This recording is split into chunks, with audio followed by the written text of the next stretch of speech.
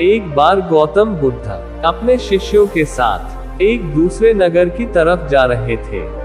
तभी रास्ते नदी के किनारे में एक उन्होंने देखा कि कुछ बच्चे एक जगह खेल रहे हैं। बुद्ध ने शिष्यों से कहा कि आप सब यहीं रुको और इन बच्चों को ध्यान से देखो। बुद्ध और उनके शिष्य वहीं रुक गए और बच्चों को देखने लगे। सभी बच्चे रेत का घर बनाकर खेल रहे थे। बुद्ध और उनके शिष्यों ने देखा कि सभी बच्चे एक दूसरे से बड़ा घर बनाने के होड़ में थे। तभी एक बच्चे का पैर दूसरे बच्चे के घर पर लग जाता है और वह घर गिर जाता। ये देख वह बच्चा गुस्सा होकर उसका घर भी तोड़ने की कोशिश करने लगता है और दोनों आपस में लड़ने लगते हैं। आखिर में उस बच्चे का घर तोड़ने के बाद वह बच्चा संतुष्ट हो जाता है।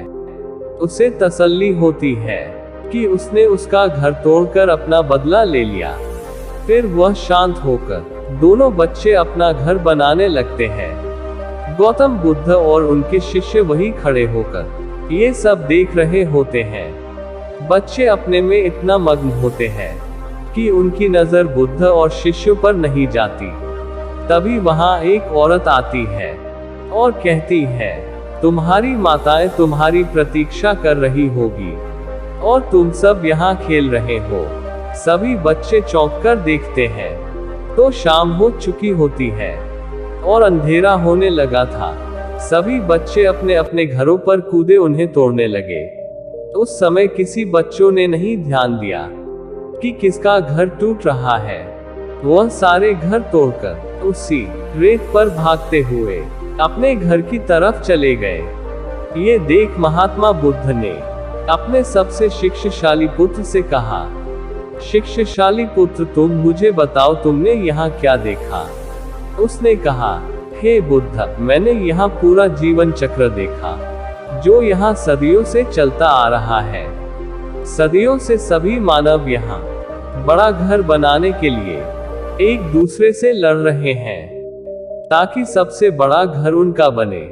जैसे कि ये बच्चे आपस में बड़ा घर बनाने के लिए झगड़ा कर रहे हैं। जब कोई हमसे बड़ा घर बना लेता है या अधिक संपत्ति जमा कर लेता है तो हम उसे नष्ट कर देना चाहते हैं ताकि वो बर्बाद हो जाए और इन बच्चों की तरह झगड़ा कर बैर कर लेते हैं।